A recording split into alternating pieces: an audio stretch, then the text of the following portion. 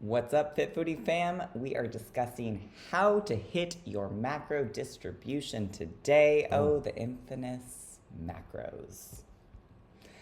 So, you have a full distribution of macros. How the heck are you going to hit them? It can be a little mind-boggling, but we are about to deboggle that mind. Yeah, it's like, where do we start? Exactly. Right? There you go.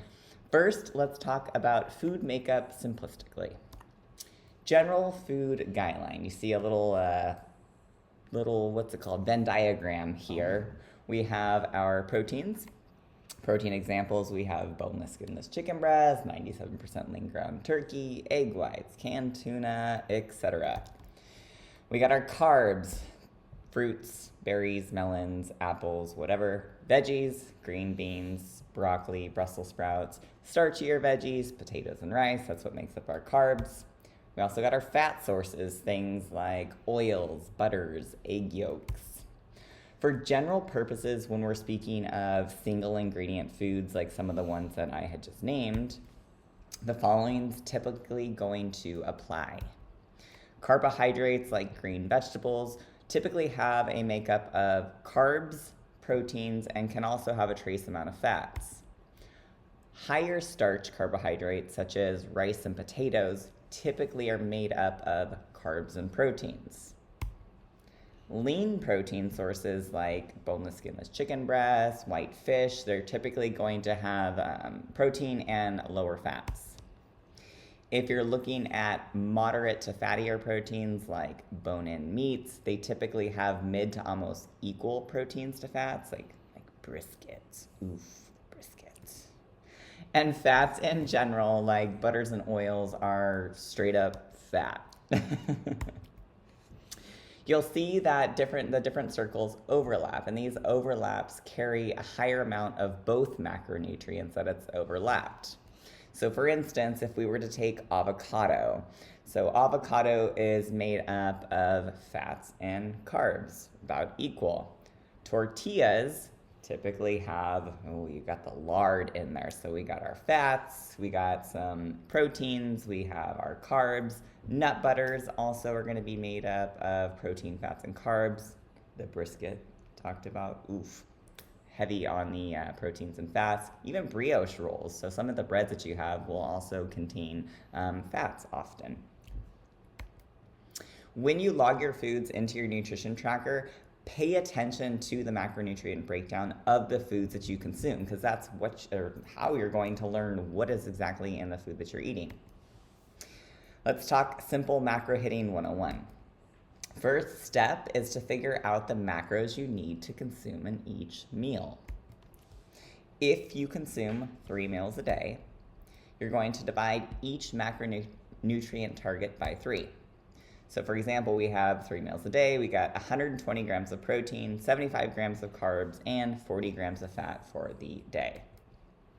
If we divide each of those by 3, we'll get the breakdown per meal that we need to hit. When you have a decimal, you can pick a range. So for instance, you probably notice, 40 grams of fat divided by 3 is 13.33. Are you really going to hit that 0.33? No, you're not going to. You're going to lose your mind. You will lose your mind. You want to keep it simple, right? Yes. So shoot for between 10 to 14 grams per meal when you are planning these. And you can shoot for the lower range and then obviously fill the gap later as you're planning it for maybe dinner. You'll have a little bit of a higher amount of fat, or if you want your higher fat in the beginning of the day, whatever you choose. Each of your 3 meals will contain then 40 grams of protein per meal. We got 25 grams of carb per meal, and then we have 10 to 14 grams of fat per meal. Now what? Well, first, do note that when you hit your macronutrient targets, you're automatically hitting your calories. So your calories will automatically amount up. So will take care of themselves, which is Yes. awesome because it's one less thing you have to worry about. Exactly. Just focus on the macros. For sure.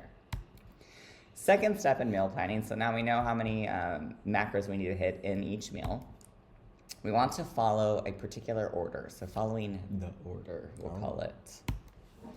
First, we want to hit our carbs. So we're going to focus on where we're getting our carbs from. Many carbs, as you've learned, contain proteins and they sometimes contain fats. So if we're looking at single ingredient carb sources, we're looking at fruits, we're looking at vegetables, pastas, grains, rice, all of those wonderful things. Your choice of carbs is going to depend on a couple different things. For instance, the number of meals you eat per day, your carb allotment per meal, your preference for higher or lower volume foods. Make sure that you check out the volume versus calories video that we discuss preference with regards to that. And with the volume, sometimes it's not just a matter of like wanting to eat a bunch of food. If you're pressed for time, sometimes picking something that is a little bit more calorie dense, so that way you can consume a little bit faster, that may be the perfect time to put something in there like that. It's like, all right, lunch, I have less time to eat it, so I'm gonna select something that will allow me to eat a little bit quicker. Exactly. So you will decide the following: which lower starch veggie or fruit you want, if that's something that you want, such as broccoli, lettuce, berries, zucchini, all those types of things. And then you're going to decide which higher starch veggie or complex carb that you want, whether you want that or not. So pasta, rice, potatoes, maybe they're in the beginning of your journey, you don't have the room for that. Or like he said, you want to opt for something that's more calorie dense, like these types of things, because you're eating less meals per day. Once you've done that, you're going to hit your carbs. So enter the amounts that you're going to have of each source that you picked into your nutrition tracker. Next, we're hitting our protein. Boom. All right. How do we hit our protein? Well, we learned that many proteins contain proteins and fats, unless it's egg whites. First, you want to pick a lean protein source.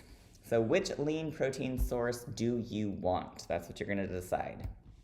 Such as white fish, boneless, skinless chicken breast, canned tuna, extra lean ground beef. What is it that you want?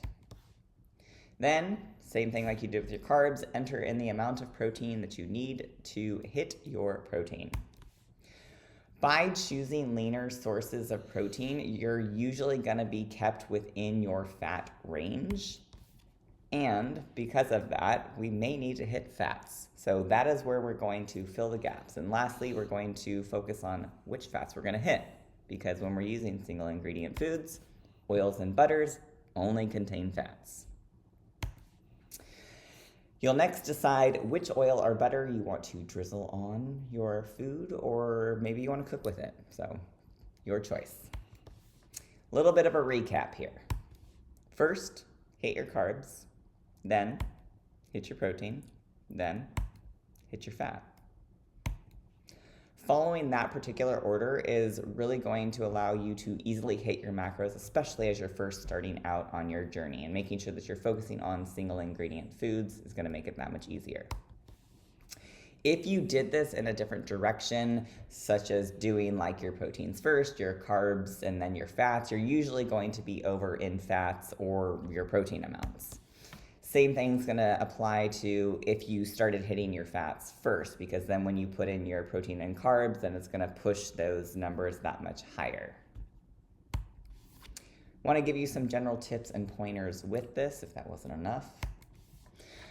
Biggest thing here is to plan ahead. At least plan the night before. Otherwise, you're stuck with playing what we like to call micro or macro Jenga game, which is never fun, and it's kind of eating as you go, and then you're left with all types of misery and overconsumption of things, right? Well, and sometimes planning ahead could just be figuring out some go-tos. That Yes. way, like you just like can cruise through the week or month without necessarily worrying about anything. So it's not something that you have to get overwhelmed. Like, I got to plan every day or every week. If you're going to, stick with these numbers for a week or two, then you can decide, all right, what are my go-tos for, while I have these targets, and then just set yourself up for success there. Also, look at the serving size on the nutrition labels. Why do we want to look at the nutrition? I mean, we want to look at the nutrition labels in general so we know what's in there. But what this is going to do is, as you are just starting out on your journey, it's going to give you the typical gram amount for a traditional serving. When, like I said, when you start out, many times we don't know, like, what? Like 100 grams? Like, what does that even look like? How much is that? And so you can compare, like, oh, this is the typical serving size for this many berries I'm going to eat.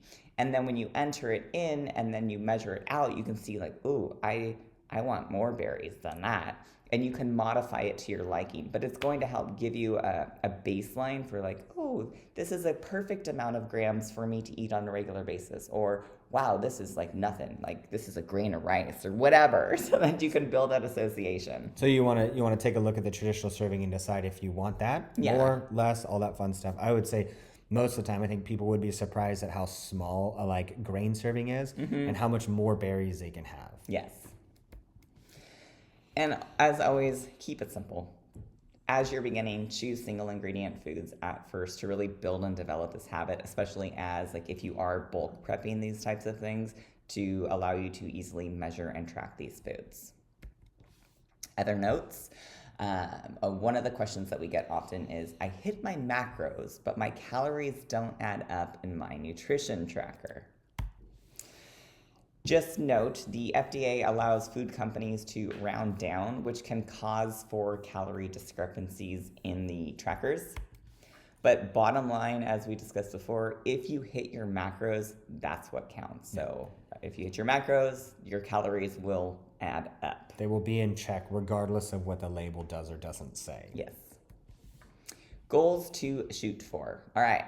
Get familiar with your preferred serving size. So as we mentioned, like you can look at the nutrition facts on the labels and then figure out like, okay, this is the serving size I like.